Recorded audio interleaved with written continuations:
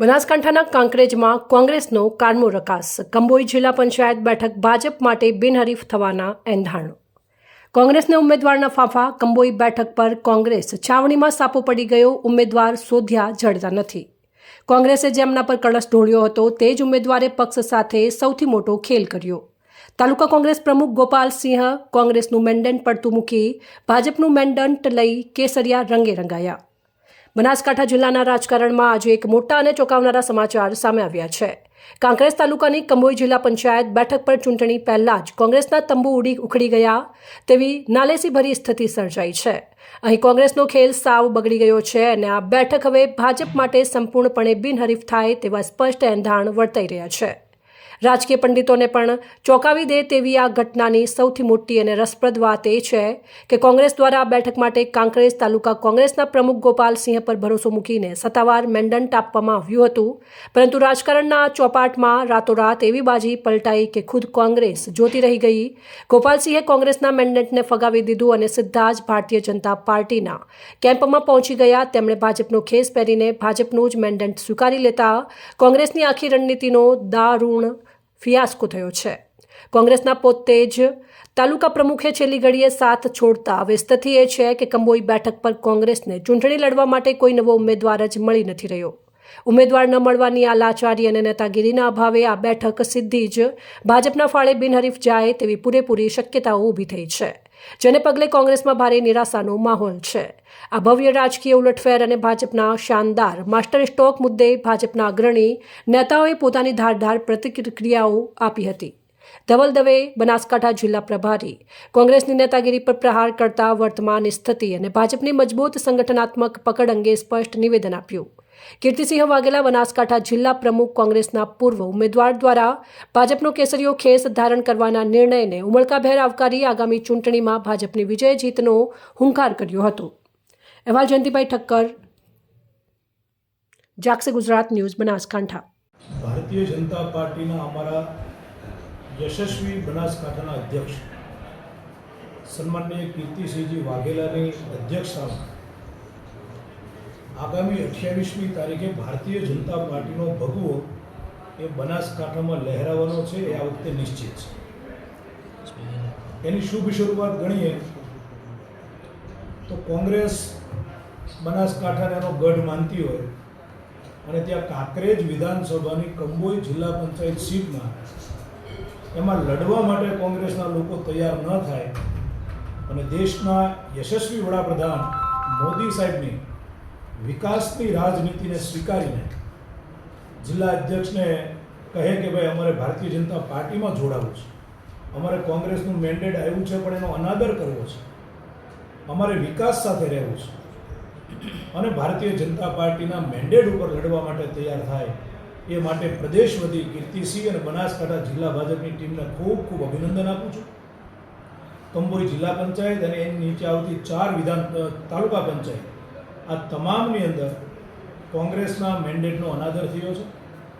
કોંગ્રેસના તાલુકાના અધ્યક્ષે પણ કોંગ્રેસને રામ રામ કરી કે ભારતીય જનતા પાર્ટીની વિકાસની રાજનીતિને સ્વીકારી છે. આ એનું ઉત્તમ ઉદાહરણ આપી શકાય કે 48 સીટ આ વખતે ભારતીય જનતા પાર્ટી જીતશે. બૂથના અધ્યક્ષથી લઈ બૂથ સમિતિ હોય, શક્તિ કેન્દ્રના સંયોજક હોય, મંડળની ટીમ હોય, જિલ્લાની ટીમ હોય, મોરચા હોય અને આનંદ એ વાતનો થાય છે કે બનાસકાંઠા જિલ્લા ભાજપના સિનિયર આગેવાનો એ તમામે કહ્યું છે કે અમને એક જિલ્લા પંચાયતની સીટ આપો, તાલુકા પંચાયતની સીટ આપો, આ વખતે આપણે જીતવાનું છે. તો કુલ મળીને ટીમ બનીને આ વખતે બનાસકાંઠા જિલ્લા ભાજપ ચૂંટણી લડી રહ્યું છે. તમામ આગેવાનો, કાર્યકર્તાઓની ઈચ્છા મુજબની ટિકિટોનું વિતરણ થયું છે. કોઈ વ્યક્તિના પ્રભાવમાં આવ્યા વગર પ્રદેશ અધ્યક્ષ સન્માનીય જગદીશભાઈ, સંગઠન મહામંત્રી સન્માનીય રત્નાકરજી, સીએમ શ્રી ભૂપેન્દ્રભાઈ પટેલ અને હર્ષભાઈ સંઘવીના નેતૃત્વમાં પાર્લામેન્ટરી બોર્ડ મળ્યું ત્યારે પણ આખી ટીમે નક્કી કર્યું કે સંગઠન મિત્રો સ્થાનિક સ્વરાજ્યની ચૂંટણી બનાસકાંઠા જિલ્લા ભારતીય જનતા પાર્ટી,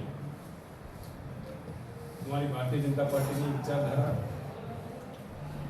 અમારા કર્મઠ કાર્યકર્તા થાક પુરુષાર્થના કારણે અને જનતા જનાર્દનના આશીર્વાદ કારણે આગામી સમયની અંદર બનાસકાંઠા જિલ્લા પંચાયતની 10 જિલ્લા પંચાયતો ની 48 જિલ્લા પંચાયતની સીટો, 10 તાલુકા પંચાયતની 240 તાલુકા પંચાયતો, 3 નગરપાલિકાની 116 સીટો પર ભારતીય જનતા પાર્ટી આગામી સમયમાં વિજયના સંકલ્પ સાથે આજે ચૂંટણી મેદાનમાં ઉતરી છે. આજના દિવસે બનાસકાંઠા જિલ્લા પંચાયતની અંદર ભારતીય જનતા પાર્ટીની જીતની શરૂઆત પણ થઈ ચૂકી છે. તાલુકા પંચાયત સીટોની અંદર પણ જીતની શરૂઆત થઈ ચૂકી છે. મતલબ કે સીટો બિનહરીફ થવા તરફ જઈ રહી છે. સાથે ભારતીય જનતા પાર્ટીની વિકાસની રાજનીતિમાં કોંગ્રેસ અને અન્ય પક્ષના અનેક કાર્યકર્તાઓ પણ ભારતીય જનતા પાર્ટીમાં જોડાઈ રહ્યા છે. કાંકરેજ તાલુકા કોંગ્રેસના પ્રમુખ ગોપાલસિંહ સોલંકી પણ કોંગ્રેસને રામ કરી ભારતીય જનતા પાર્ટીમાં જોડાઈ રહ્યા છે. અનેક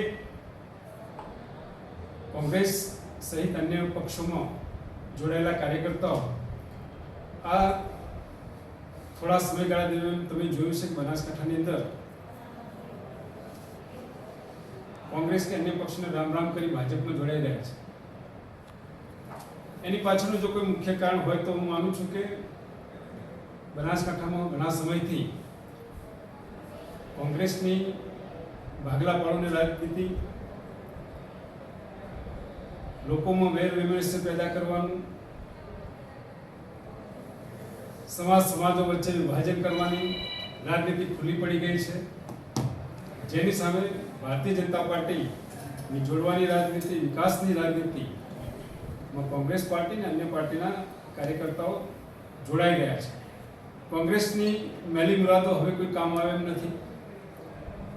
કોંગ્રેસ જે વર્ષોથી આ વિસ્તારના વિકાસ માટે કારણભૂત બની છે. આ સ્થાનિક સ્વરાજ્યની ચૂંટણીઓ એટલે આપણી સરકાર તાલુકા પંચાયત હોય, આપણી સરકાર નગરપાલિકા હોય, આપણી સરકાર એટલે જિલ્લા પંચાયત હોય. બનાસકાંઠાના લોકોએ આપણી સરકાર એટલે ભારતીય જનતા પાર્ટીની સરકાર આ વિચાર સાથે જે સંકલ્પ કર્યો છે એ સંકલ્પ આગામી સમયમાં સફળ થશે અને બનાસકાંઠામાં ભારતીય જનતા પાર્ટીનો નગરપાલિકા, તાલુકા પંચાયત, જિલ્લા પંચાયત પર જલવંત વિજય થશે એવો હું ચોક્કસ વિશ્વાસ વ્યક્ત કરું છું. પ્રભાવિત હતો. દેશને આગલા વિકાસના પંથે લઈ ગયા હોય મોદી સાહેબ, અને ક્યાંક ત્યાં થોડું રાજનીતિમાં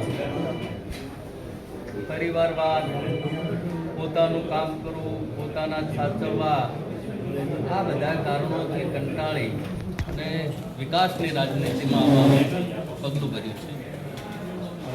આપ જિલ્લા પંચાયતની ચૂંટણી પણ લડવા જઈ રહ્યા છો. હાલ ભારતીય જનતા પાર્ટી મને મેન્ડેટ આપેલો છે. 22 કંબોઈ જિલ્લા પંચાયત સીટ સામે કોઈ પણ લગભગ એક આમ આદમી પાર્ટીનું ફોર્મ છે, પણ એક આમનું જ છે, પરિવારનું છે, એટલે નીકળી જશે. એટલે 100% બિનહરીફ જેવી છે સીટ મારી.